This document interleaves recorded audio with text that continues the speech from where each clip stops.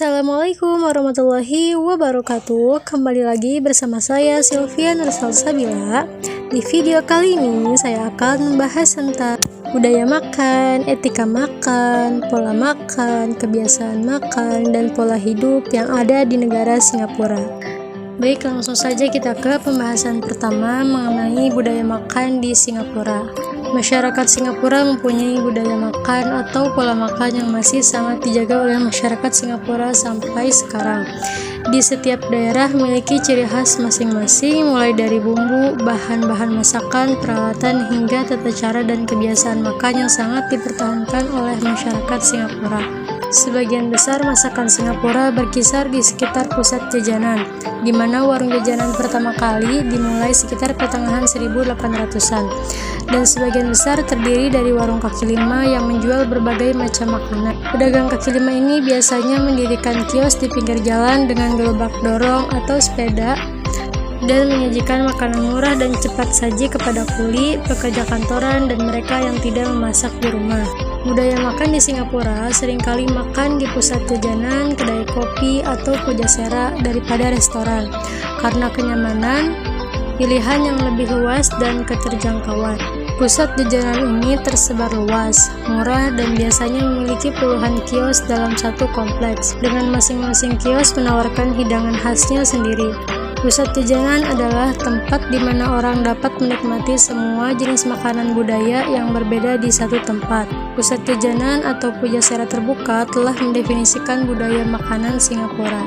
Selanjutnya ada etika makan pada masyarakat Singapura. Etika makan masyarakat Singapura menekankan pada sikap sopan santun di antara para anggota suatu kelompok tertentu. Memperlihatkan rasa terima kasih pada hal-hal yang kecil adalah suatu hal yang sangat umum di Singapura. Oleh karena itu, mengutamakan etika dalam bermasyarakat sangatlah penting, terutama dalam masyarakat Singapura. Selanjutnya ada beberapa etika makan pada masyarakat Singapura. Yang pertama ada etika makan pada Tionghoa sangat menekankan pada bakti dan hormat terhadap orang tua. Jadi harus tunduk kepada tamu yang lebih tua di meja makan.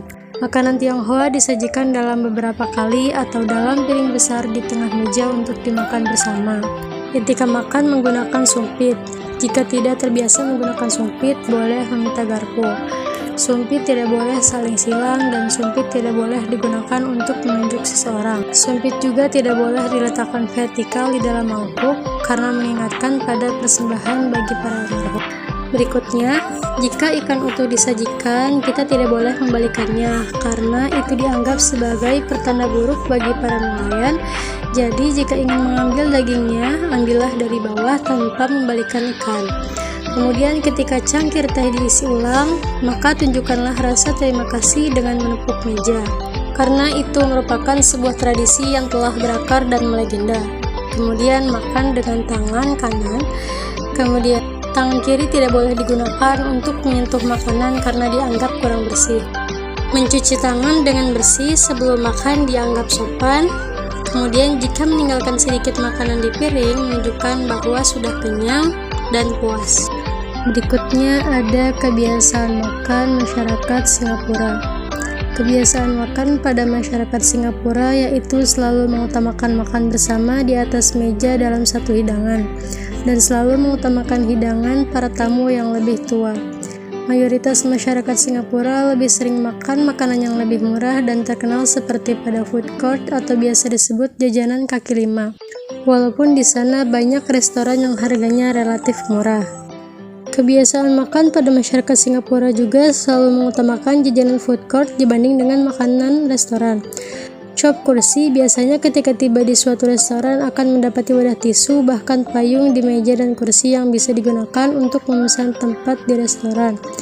Menggunakan bahasa gaul apabila ingin memesan makanan. Peralatan masak yang digunakan untuk makan tidak pernah digunakan untuk mengambil makanan, dan sebagai gantinya menggunakan sendok terpisah. Makanan di sini disajikan dalam beberapa kali atau dalam piring besar di tengah meja untuk dimakan bersama. Mangkuk kecil juga biasanya disediakan untuk membersihkan tangan sebelum dan sesudah makan. Namun, baik ketika makan di restoran ataupun di rumah, sendok dan garpu juga disediakan. Selanjutnya ada gaya hidup pada masyarakat Singapura. Singapura sebagai negara maju tentu mempunyai gaya hidup yang sangat berbeda dibandingkan dengan negara Asia tetangga lainnya. Sebagai negara yang mengandalkan sektor bisnis dalam kehidupan sehari-hari, tentu menjadikan masyarakat Singapura sangat sibuk dalam keseharian mereka. Kesibukan tersebut menjadikan masyarakat Singapura memiliki gaya hidup yang lebih individualis. Sikap individualis tersebut menjadikan warga Singapura kurang peduli terhadap orang-orang yang ada di sekitarnya. Namun di balik gaya hidup yang individualis tersebut, masyarakat Singapura sangat menghargai waktu dan mentaati peraturan yang berlaku. Kebiasaan tersebut memberi dampak positif terhadap berbagai aspek, terutama di tingkat kebersihan. Kebiasaan membuang sampah sembarangan, merokok sembarangan tidak terlihat sama sekali di Singapura. Karena memang pemerintah menindak tegas para pelanggar yang menyalahi aturan, baik itu penduduk Singapura maupun pengunjung ditindak dan diberi sanksi sesuai dengan pelanggaran yang dibuat. Kemudian, disiplin adalah kepatuhan untuk menghormati dan melaksanakan suatu sistem yang mengharuskan orang untuk tunduk pada keputusan, perintah, atau peraturan yang diberlakukan bagi dirinya sendiri. Singapura adalah suatu negara dengan sumber daya alam yang hampir sama sekali tidak ada. Namun negara ini mampu menjadi salah satu negara terkaya di dunia. Salah satu kunci kesuksesan Singapura adalah adanya kedisiplinan yang tinggi dari penduduknya.